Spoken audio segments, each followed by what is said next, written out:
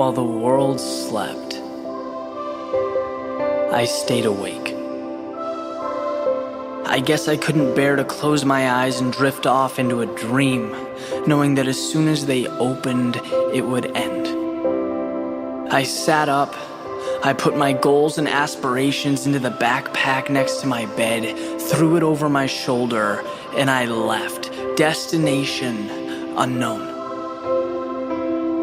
But I was armed with the belief that opportunities exist wherever you bring them to life. So while the world slept, I stayed awake.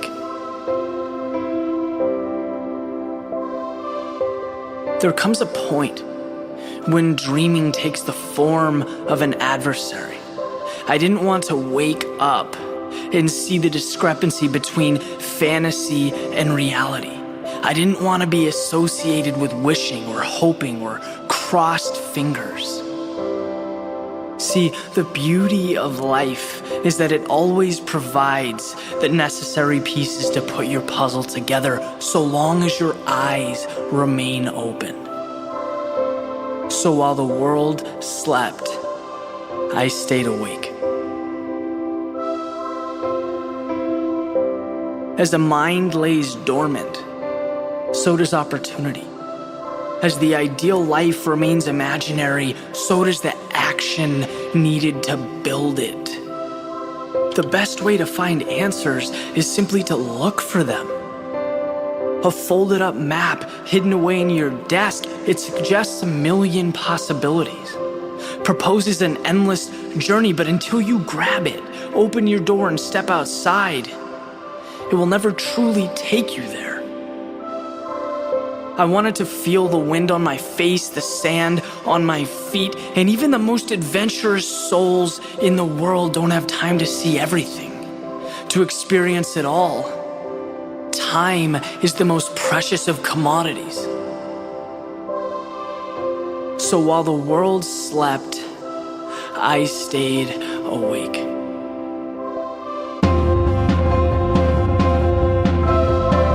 The secret is not in opening your eyes, it's in what you allow your eyes to see. It's easy to live while being asleep, to completely disregard or walk right by the advantages, the opportunities, the pieces that we can reach out and use to shape our lives. Look, it's not about being right or wrong. It's about trading what you kind of want for what you really want. It's about walking down your street and viewing every single thing in front of you as perfection, as the stars aligning as the perfect ingredients to create whatever you choose. Leave nothing for sleep. Let your dreams envy your reality. And while the rest of the world sleeps, I dare you to stay awake. I dare you to get everything you've ever wanted.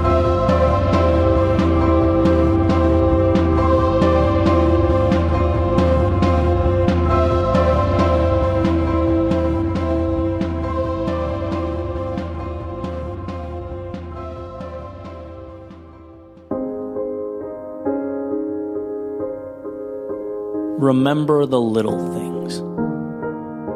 The ones we all come to appreciate, perhaps a little too late. That feeling of comfort our little eyes first understood to be home. Those little conversations we still think about, the ones that shaped us. Those little stretches of time we thought would last forever, but to our surprise, had a final moment written into the story. Oh, those little things. I remember going to a concert in high school. It was at the Orpheum in Boston, Massachusetts. I went with two of my friends. Had an amazing time, and well, years and years have obviously passed, and recently I asked myself, what is it I remember about that day? Why is it such a powerful moment for me? And interestingly enough, I don't remember any of the songs that were sung. or how well they were played. I don't remember what I bought or what I wore or what teenage troubles I was going through at the time. No, years later, I remember how it felt to stand there in the center of that theater. Color of the lights filling up the room, the bass drum resonating in my chest, aligning with my heartbeat, the people I was with. And the funny thing is, 17-year-old me had no clue he was driving into the city for a night he'd remember forever, but not because of the music. No, because of a feeling. Because he would spend the time with the same people he would have hung out with anyway at home. And perhaps subconsciously I knew, perhaps we all do, but at the time, it all felt like details. At the time, they were simply included in the story, a buy one, get one, if you will. Oh, how they hide themselves, those little things. In a way, it's not too different from the oxygen we breathe in and breathe out, intertwined in everyday life, necessary to carry on, to grow, to evolve, yet only missed when it's gone. We don't think about the air we breathe unless, of course, we are submerged and without it. So why does this matter? Why put this thought to paper? Well, because to use my previous concert hall metaphor, I've spent so much of my life thinking about the stage presence, the accuracy of the notes, the visual appearances, the wrong things. It seemed intuitive, overwhelmingly obvious, but now they're just reminders. How easily we can walk on what matters to get our hands on what doesn't. Do we know what's important? Do we know what we hold dear? Do we think enough about those little things? Every time the caller ID says mom or dad or nana banana, when my little brother and sister get new apartments, jobs, promotions, start navigating this crazy world, every time I open my laptop and get to bleed my thoughts onto a blank page over a cup of coffee and a sunrise, running around random towns across this country with my best friends, bringing ideas to life. See, the now tells you they are nice things, happy things, lovely things. But it doesn't let you in on the greatest secret of all. Those little things just might be everything. So see them while you're in them, and hold on tight.